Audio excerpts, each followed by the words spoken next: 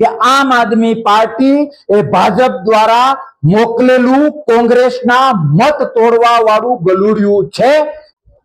તમારા માધ્યમથી મારે આમ આદમી પાર્ટીના ગુજરાતના એક એક આગેવાનને કહેવું છે કે હવે તો દૂધનું દૂધ અને પાણીનું પાણી થઈ ગયું છે। હવે તો સ્વીકારો કે તમે બીજેપીનું વેન્ટિલેટર છો। હવે તો સ્વીકારો કે આમ આદમી પાર્ટી એ ભાજપનું ગલુડિયું છે। હવે તો સ્વીકારો કે આમ આદમી પાર્ટી એ ભાજપને ખુલ્લમખુલ્લા સપોર્ટ કરવા અને કોંગ્રેસના મત તોડવા માટે બજારમાં આવ્યું છે। શા માટે?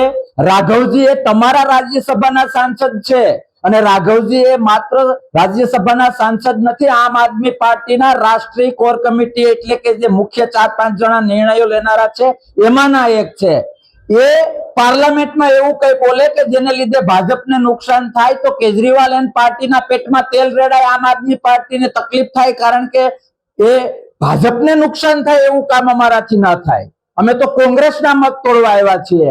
સાહેબ, તમારા માધ્યમથી ડંકાની ચોટ ઉપર મારે ગુજરાતના એક આમ આદમી પાર્ટીના કહેવાતા નેતાઓ, કહેવાતા આગેવાનોને કહેવું છે કે આવતી ચૂંટણી, સ્થાનિક સ્વરાજ્યની ચૂંટણીમાં ગુજરાતીઓ પાસે મત માંગવા જાવ ને એ પહેલા લોકશાહીને જો 1% પણ પ્રેમ કરતા હો તો એ સ્પષ્ટતા કરો કે રાઘવજીના નિવેદન બાબતે તમારું શું માનવું છે।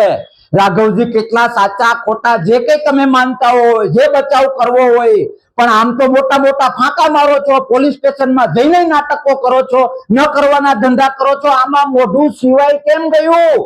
બોલો। એક ગુજરાતી તમારા પાસે એટલે કે આમ આદમી પાર્ટીના આગેવાનો પાસે જવાબ માંગે છે કે રાઘવજીએ જે નિવેદન આપ્યું એના માટે તમારું શું બોલવું છે। રાઘવજીનું આ નિવેદન સ્પષ્ટ કરે છે કે આમ આદમી પાર્ટી એ ભાજપ દ્વારા મોકલેલું કોંગ્રેસના મત તોડવા વાળું ગલુડિયું છે।